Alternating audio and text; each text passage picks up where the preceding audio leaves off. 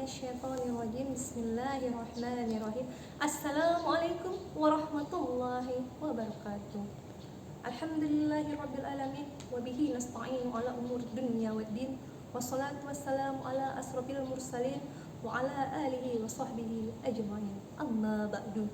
Puji dan syukur marilah kita ucapkan kepada Allah Subhanahu wa taala yang telah memberi kita nikmat iman, nikmat Islam serta nikmat ihsan di dalam kehidupan kita sehari-hari. Tak lupa pula selawat berkaikan salam kita hadiahkan kepada junjungan kita Nabi besar Muhammad sallallahu alaihi wasallam. Allahumma shalli wa sallim wa barik alaihi. Semoga di yaumul mahsyar kelak kita mendapatkan syafaatnya. Amin, amin, amin ya rabbal alamin.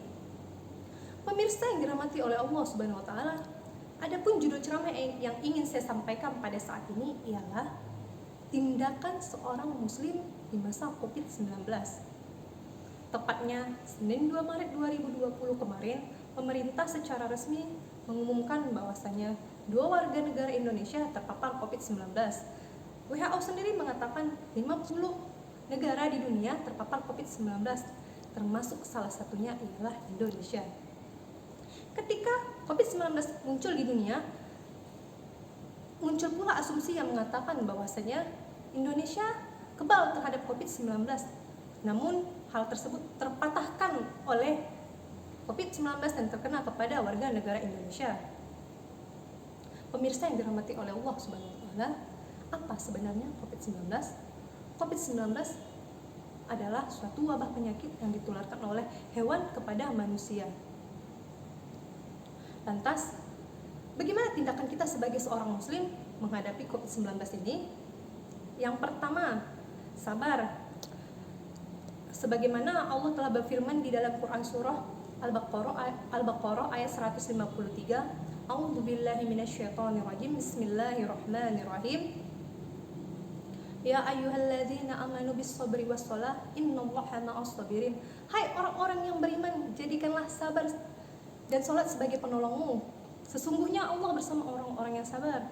Maka daripada itu, Covid-19 ini merupakan suatu ujian daripada Allah. Marilah kita sama-sama bersabar dalam menghadapinya.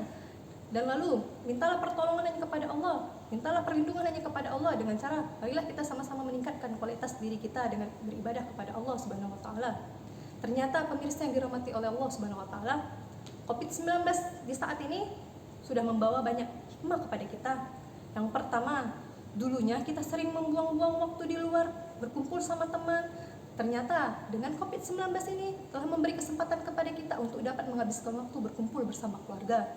Yang kedua, dulunya kita selalu lalai dalam sholat. Ternyata Covid-19 ini telah mengajarkan kita untuk meningkatkan diri kita dengan cara beribadah kepada Allah Subhanahu wa taala.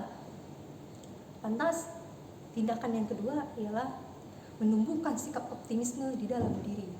Sebagaimana dalam Quran surah Al-Imran ayat 139, Allah berfirman, A'udzubillahi minasyaitonirrajim. Bismillahirrahmanirrahim. Wala tahinnu wala tahzanu wa antumul a'launa in kuntum mu'minin. Dan janganlah kamu bersikap lemah dan janganlah kamu bersedih hati, padahal kamulah orang-orang yang tinggi derajatnya jika kamu orang-orang yang beriman. Pemirsa yang dirahmati oleh Allah Subhanahu wa taala, sudah jelas bahwasanya Allah tidak menganjurkan kepada kita untuk menanamkan diri sikap pesimisme di dalam menghadapi ujian ini. Maka daripada itu, marilah sama-sama kita menanamkan sikap optimisme di dalam diri kita. Yang ketiga ialah menumbuhkan sikap tolong-menolong. Pemirsa yang dirahmati oleh Allah Subhanahu wa taala, di masa Covid-19 ini tidak lagi waktunya kita mementingkan diri kita. Sudah saatnya, marilah sama-sama kita saling tolong-menolong satu sama lainnya. Apabila kita mempunyai rezeki lebih, mari bantulah saudara kita sesama muslim, bahwasanya sesama muslim ini merupakan suatu saudara. Daripada itu, pemirsa yang dirahmati oleh Allah, apabila kita punya beras, berilah tetangga kita beras, agar mereka dapat merasakan makan juga seperti kita. Pemirsa yang dirahmati oleh Allah, waktunya kita bersama, bukan waktunya berpecah belah. Dikarenakan Covid-19 ini merupakan ujian yang diberikan oleh Allah untuk membuat kita bersama-sama bersatu, bukan berpecah belah ataupun bercerai. Lebih dan kurangnya saya mohon maaf kepada Allah, saya mohon ampun.